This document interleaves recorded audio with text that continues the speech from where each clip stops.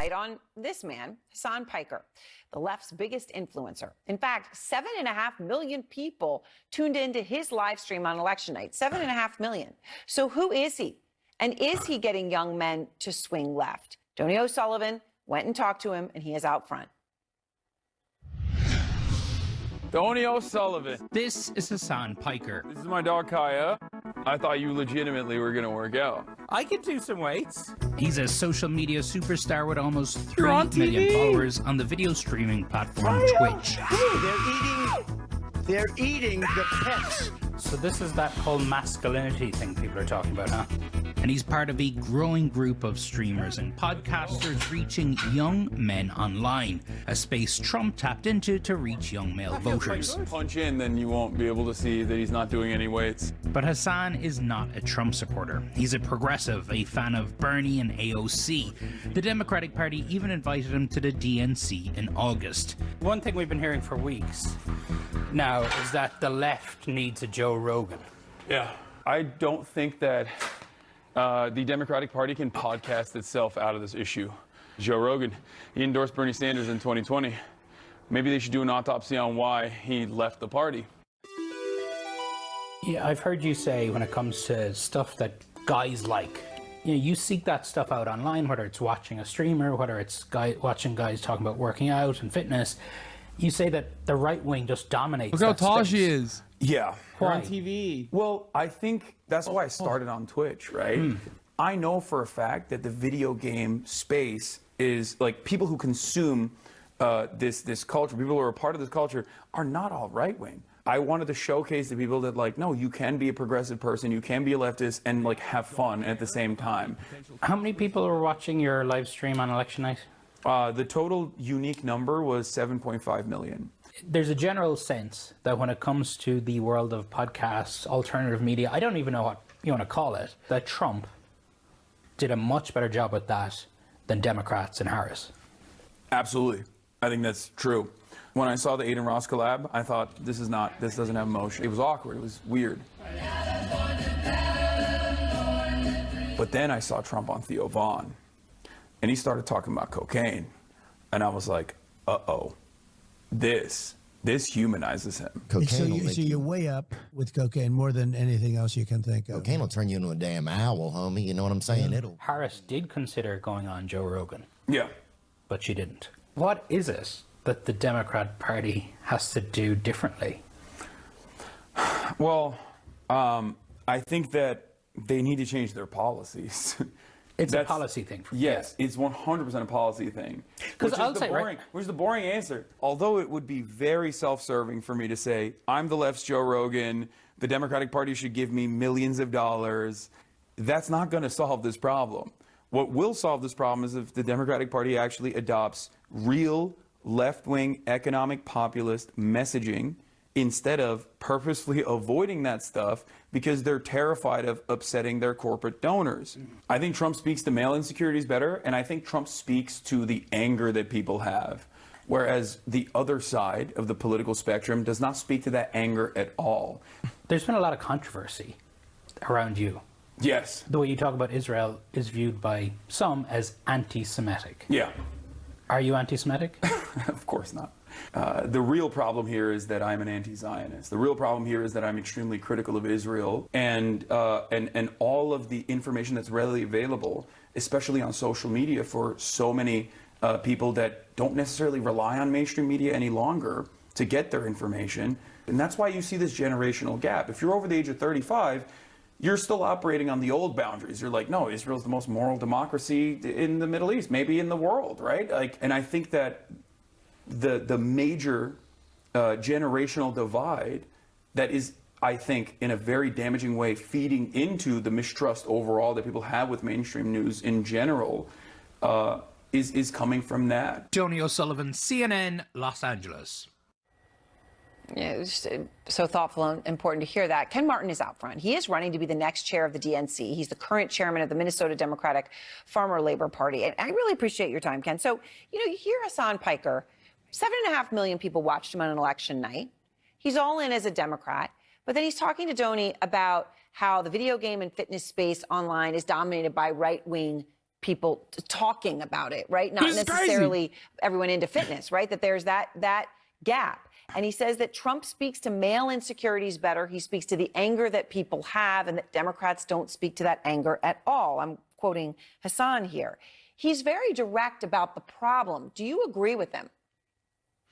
Well, first off, Aaron, thanks for having me on tonight. And actually, I think Hassan's right in most of what he says there, and particularly as it relates to the fact that the Republicans have been, since the 2020 election, a constant drumbeat of misinformation, disinformation, and lies on platforms that the Democratic Party really wasn't competing in. We live in a 24/7, 365-day information environment now that we have to be competing in a much better way. Podcasts, streaming services, TikTok, social media, of course. My two boys, 22 and 20, they get their information from TikTok, right? And so we have to start realizing that we have to be where the voters are. That's half the battle, of course. Okay, And no, I he's do think missing we the also have point. to I use didn't say micro-influencers just like be at the Hasan and podcast. others who are already trusted validators and messengers in these spaces to help push these messages out and to have conversations with voters and people who are feeling frustrated and angry and left behind. That's not what I When said. we send people into these spaces, it tends to be politicians opposite or of what I talking heads. said. People like I said Hasan change the have deep policies. influence and certainly have a voice and a following. So, there has been a lot of focus, and he sort of touches on that because he's talking about the dominance of right-wing voices in very male spaces like video games or fitness. And there has been, though, broadly speaking, Ken, so much focus right now, and as you're looking to run the DNC, this is at the center of it. I said you're on not whether gonna the Democratic podcast Party your way needs out of to this move problem. aggressively away from certain social positions like DEI, right? Or from issues where Democrats certainly seem to be in this election and certainly were successfully branded as much to the left of American voters. For example, Kamala Harris's support of taxpayer-funded surgeries, transgender surgeries for illegal migrants. The I'm heads dying. of the Trump and Harris campaigns see the impact of that issue, of that now famous ad, very differently. That's crazy. I wanted to play each of them for you. Oh my God. We targeted black men, Hispanic families. Oh my God, I'm dying. White families, suburban women. We ran that ad everywhere because They it also just- got to they the did point not. about boys and girls locker rooms. They're like, which no, suburban we ones have to don't like. we have to find a Joe Rogan to the left and give him $1 million. That's the point. That's what we got to do. Most ruthlessly effective. I don't know how else I can communicate this point like openly. This trans ad was not driving vote. There's a belief that if only we had responded to this trans ad with national and huge battleground state ads, we would have won. I don't think that's true. So, Ken, how do you see it? One of the most ruthlessly effective negative ads in all of history, or this trans ad was not driving the vote. Even if they'd responded to it more effectively, they wouldn't have won. Which point of view is right? Well, I don't know which point of view is right. What I do know is we don't have to abandon our values here. We can stand up for the oppressed and marginalized and people who are being pushed out of this conversation, while also at the same time centering this conversation around people's economic pain and their frustrations with what was happening in this country these last several years. It's not about left or right to me. It's about making sure we focus squarely on a working class agenda that centers the struggles of this multiracial, multi-generational working class that is feeling left behind, that's working harder than they ever have before, that's struggling to get ahead and feeling like no one gives a damn about their lives. At the end of the day, that's the thing that unites all parts of our broad coalition in the Democratic Party, and we need to focus back on basics here, right? But at the same time, we do not need to abandon our values. We will stand up and protect and fight for people who are being pushed out of this conversation in this country and bullied and attacked like we see in Congress right now. All right. Well, I really appreciate your time. Ken Martin, as I said, chairman of the Minnesota Democratic Farmer Labor Party. And I know, sir, you are running to run the DNC. And that decision for the Democratic Party is going to be crucial. So much is at stake. So thank you for your time. And you mentioned what's going on in Congress. Well, that comes down to this. The Republican Congresswoman Nancy Mace now leading the charge when it comes to attacking transgender women. But wait until you see what she used to say about the trans community.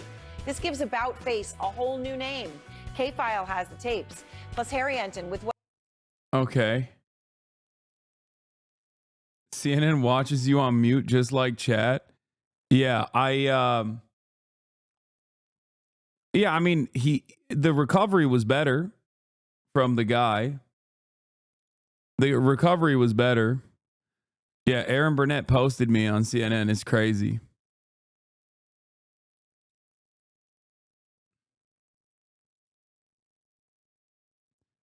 Here. There are some Minnesotans that say they don't like Cam Martin in the chat immediately, The Democratic Party is to focus on, again, getting back to a working class agenda that centers the struggles of everyday Americans who, to your point about inflation, were clearly worried about not getting ahead, that they were just getting by and no one was their champion. No one seemed to care about them. The path forward here for the Democratic. I think that was good overall. I think that the message, you know, the fact that I'm able to even say this message on CNN is a shift in the attitude, is a market shift, I think. At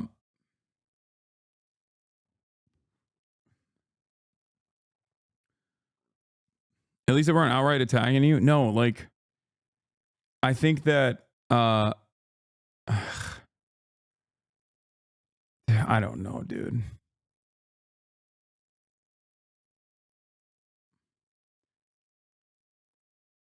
You've probably been asked a million times, but what's your thoughts on the DSA? It's great.